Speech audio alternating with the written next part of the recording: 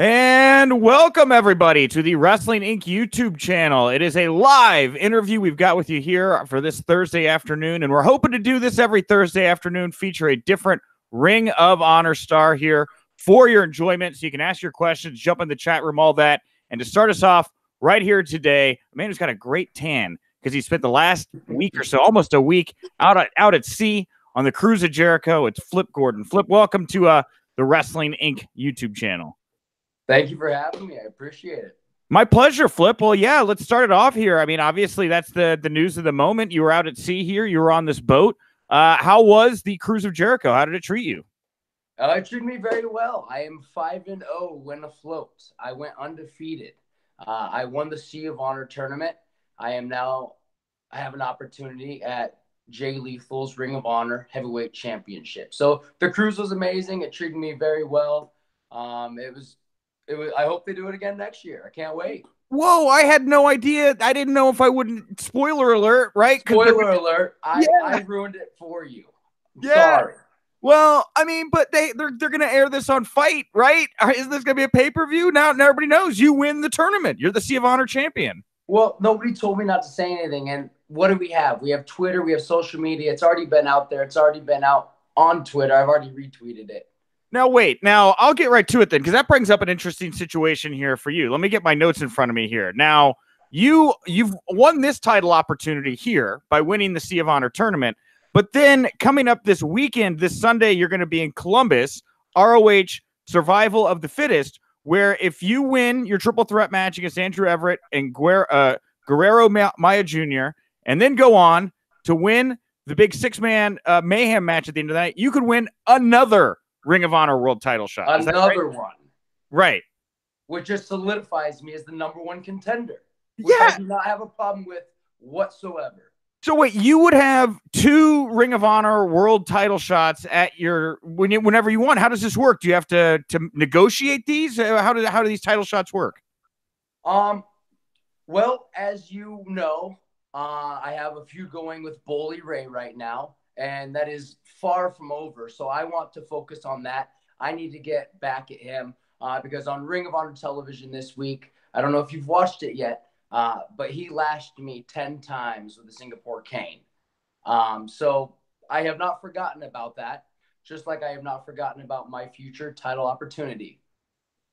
All right. Well, I mean, yes, I was going to get to Bully Ray here as well. You just kind of took me off guard there by announcing that you won the Sea of Honor tournament. Now, this is obviously spoiler alert for those tuning in. Possible 2 title shot opportunities. Yeah, let's talk about Bully Ray here.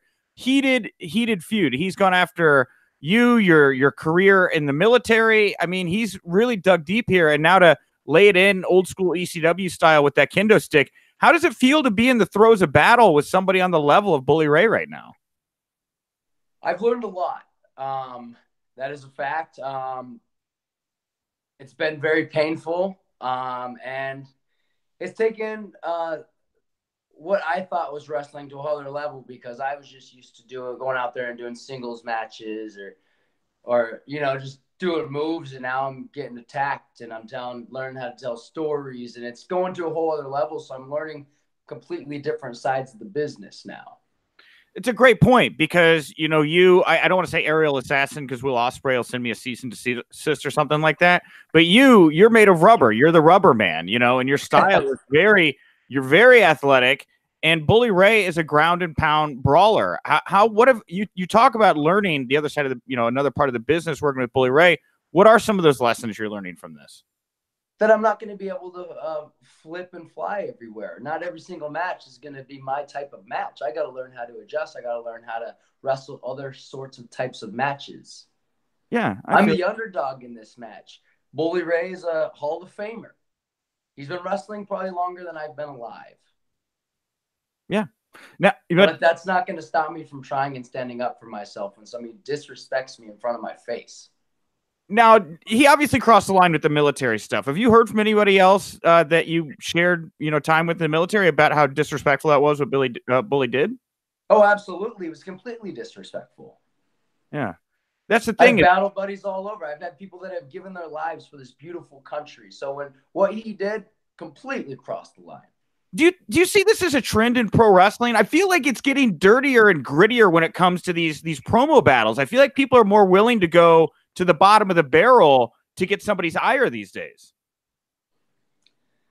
I think it's just you gotta take from real scenarios and bring it into professional wrestling. You can't just oh, I'm gonna punch you in the face. Nobody's gonna buy that. Yeah.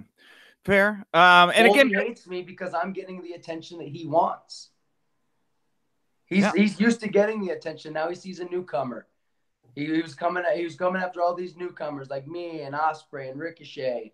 How we're all getting all this attention. It sounds to me like he's jealous. He's not ready to pass the torch to somebody else. He wants to be the guy still. He wants that attention, and he's not getting it anymore. Yeah. Do you wish he'd kind of just let it go? Maybe you see it as his time to pass the torch and leave. I don't know if it's his time to pass the torch. I guess that's up to him and himself and what's inside and what he has left to do. Mm-hmm. I cannot say that. That is not my choice. But I'm not going to let somebody bowl me around just because they're not ready to go. Yeah. Absolutely. Well, I want to circle back here real quick. Bully. I don't think Bully went to sea with you this weekend out when you were doing the Sea of Honor tournament. Was he not on the boat? He was not. I did say David LaGreca from Busted Open Radio, and so I was a little bit worried that Bully might have snuck on the boat, but he did not. Okay. So I was safe. How do you feel about LaGreca? You at odds with him, his Busted Open counterpart? He's actually he's been nothing but nice to me. I have nothing but nice things to say about Dave LaGreca. Okay. Now I want to on this boat. The question I had, and I'll kind of wrap this like my last question or so. Is it harder for you to wrestle on a cruise ship? I wondered this going in because of the waves and stuff. So I wondered this as well, and I wondered it for a different reason because if the boat is traveling right at a certain speed and I jump up. Oh, we lost you. Oh, you're back. Oh, we lost you. You're back. Sorry, I had a phone call. That's okay. You're here. Let me turn my do not disturb on so I don't get another one. Appreciate that. All right, where were we at again? Sorry. Well, I was asking the difficulty. On the boat, I was worried more about like when I was jumping off the turnbuckle going for a flip or something, that the boat traveling would throw off my aim, but it didn't. And I didn't really notice the boat rocking a little bit too much. But so the third day, I did notice it after a match, and it tripped me out because after I was wrestling, I was in the locker room, and you could just feel it rock, and you're like, oh my gosh, am I going crazy? Mm-hmm. Yeah. Was that? It was fun. It was so much different than anything I've ever done. The crowds were absolutely thunderous from first match to last match, every single show, every single concert. It was just phenomenal from top to bottom. Now, there's got to have been some wacky stuff that happened on this boat. You're out in international waters and stuff. Do you have any like secret stories you want to share with the world about anything crazy you saw go down on the cruise? So something crazy that happened was Marty made me strip on stage at his karaoke because I don't know a single song by heart, and I got booed out of the building because I didn't know. I messed up karaoke. And so because I messed up karaoke, Marty made me strip in front of everybody live. Completely naked? Were you like totally? No, he just the shirt. Just the shirt. But I was in a nice suit, so I had to strip down, you know. All right. Well, I mean, you're in your underwear like throughout the week anyway, wrestling. That's what I said. I was like, what's the difference, you know? Right. All right. Well, I gotta ask, you've been so popular on the Be in the Elite series and stuff. Obviously those guys were making news on the boat. And they've been making news around Ring of Honor. I mean, what do you think about? It sounds like these guys may be on the out. Is this an opportunity for you to step up and take the spotlight they've had here for a while now? Absolutely. I mean, if they do leave, I mean, anything can happen. There's still so much time between now and whatever's supposed to happen. You know what I mean? Right. And if they leave, that just opens up more opportunities. Exactly. And so is that just like before I came to Ring of Honor, there was a lot of guys that left. That's how I got to where I am so fast because these opportunities were available for me. Mm-hmm. And that's why I was kind of interested in picking your brain about it. Because you phrased it so well there, because you jumped out of the pack so well. I was looking at these guys on stage. They're saying, "Well, we're the elite. We're this cadre of people." You've been a big part of that group as well. but you don't get that honor of being the elite in whatever's going on here. So, I mean, I see you as somebody that's very capable of picking up if there is an opportunity there and these openings arise to be one of the center points of Ring of Honor. Well, I appreciate that, and that is my goal. I mean, I re-signed with Ring of Honor. I am with them until 2020, you know, and I knew that when I signed the contract. This is a commitment. 2 years I am with Ring of Honor. So if people leave, great. That's just more opportunities for me. If they stay, great. That's even harder I have to work then because I still want those spots. Yeah, that's awesome to hear. How has it been adjusting to life? You know, you talk about you got this contract 2020 all the way through. Obviously, you just recently left the military to pursue this full time. How's the adjustment been? It's been great. It still catches me off guard sometimes because people ask, "Oh, are you in the Army?" I'm like, "Oh, yeah, I am." It's like, "Oh, wait, I'm not anymore." But actually, I technically am because I'm still on inactive reserve. I just don't have to drill anymore. So it's just kind of confusing. But I can grow a beard now. I can grow my hair out.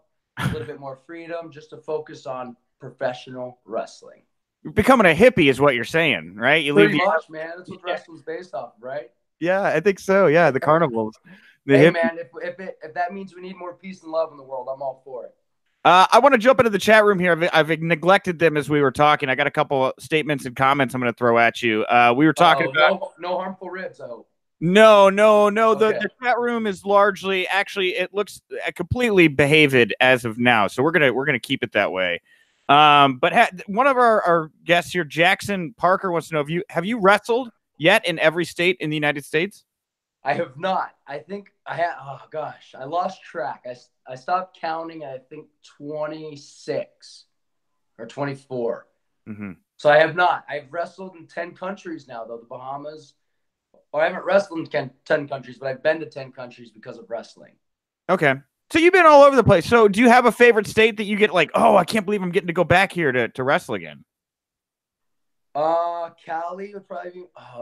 Yeah, probably Cali or Texas would be my favorite state. Chicago, Illinois. I guess Chicago's not a state. Yeah. I guess those like a 3-way tie. But my favorite places of all time, Arena Mexico in Mexico City. That was the big one for you. Was Arena Mexico? That's a big arena. Dream come true. I'd always dreamed of performing in that building, and then I've gotten to I think 3 or 4 times. So if I get to go back, it's another dream come true. Well, I got to, you brought up Chicago. We got Brian Sinek here in the chat room.